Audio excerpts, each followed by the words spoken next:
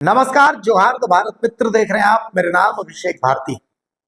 झारखंड की सबसे बड़ी ताकत यहाँ की जल जंगल जमीन है और साथ में हमारी संस्कृति। और इसी संस्कृति का एक अभिन्न अंग है टुसु।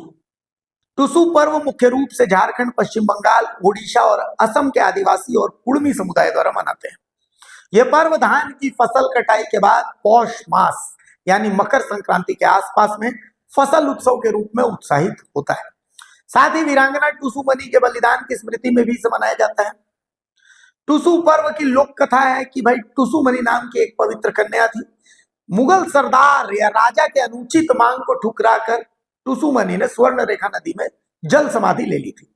किसानों ने कर माफी के बदले उसकी इच्छा पूरी करने से इनकार कर दिया, जिसके बाद उसने स्वाभिमान की रक्षा के लिए प्राण त्याग दिए। इस बलिदान को याद करके कुंवारी कन्याएं टुसु देवी की पूजा करती हैं। यह पर्व नई फसल की समृद्धि और प्रकृति के प्रति कृतज्ञता का प्रतीक है। खेतों से धान कटने के बाद खुशी मनाने की परंपरा है, जो ग्रामीण जीवन की एकजुटता को दर्शाता है। टुसु को लक्ष्मी या सरस्वती के रूप में भी पूजा जाता है। अगहन संक्रांति से शुरू होकर मकर संक्रांति तक कुंवारी लड़कियां बांस, कागज और कपड़े से चौड़ल यानी टुसु प्रतिमा बनाती है। रातों में टुसु गीत गाए जाते हैं और उसके बाद पूजा होती है। फिर नदी में विसर्जन के साथ नृत्य मेला आयोजित होता है। यह बसंत पंचमी तक चलता है। अब टुसु मेले में मारपीट और सड़क हादसा जिससे आयोजन पर सवाल उठ रहे हैं, ये हम आपको खबर बताते हैं। असल में सरायकेला खरसावां जिले के राजनगर प्रखंड अंतर्गत सोसोमली झलकडीटांड स्थित हाई स्कूल मैदान में आयोजित पारंपरिक टुसु मेला अब आस्था और परंपरा से ज्यादा अराजकता, हिंसा और अवैध गतिविधियों के लिए चर्चा में। मेले के दौरान हुई मारपीट और सड़क हादसे ने आयोजकों की कार्यशैली और उनकी मंशा पर गंभीर सवाल खड़े कर दिए हैं। जो जानकारी मिल रही है उसके हिसाब से राजनगर थाना क्षेत्र के पदनाम साई गांव निवासी सचिन महतो पर पोटका थाना क्षेत्र के बांगो गांव के एक युवक ने हाथ में पहने लोहे के कड़े से हमला कर दिया।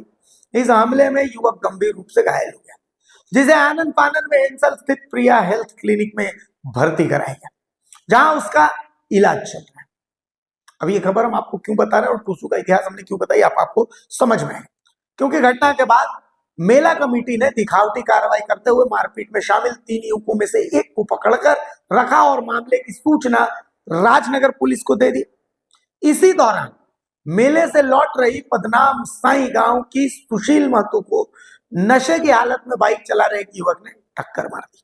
हादसे में महिला के दाहिने पैर की हड्डी टूट गई, जिन्हें इलाज के लिए उसी क्लिनिक में भर्ती कराया गया। यानी ये 2 घटनाएं हुई।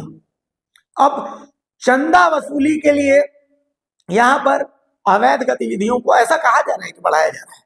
स्थानीय लोगों का आरोप है कि मेला आयोजक अवैध शराब बिक्री, नशापान और असामाजिक गतिविधियों से चंदा वसूली के उद्देश्य से इन सब पर आंख मूंदे हुए हैं। यही वजह है कि मेला परिसर और उसके आसपास नशे में धुत युवकों का जमावड़ा आम बात हो गई है, जिससे हर साल मेला और ज्यादा असुरक्षित होता जा रहा है, जबकि एक सांस्कृतिक मेला है। आप सोचिए कि हजारों की भीड़ जुटाने वाले इस मेले में न तो पर्याप्त सुरक्षा व्यवस्था है, न ही प्रशासनिक निगरानी। परिणाम स्वरूप पारंपरिक आयोजन अब हादसों और हिंसा का पर्याय बनता जा रहा है। जो 2 घटनाएं हमने आपको बता दी। टुसु क्या है और यहाँ क्या होगा।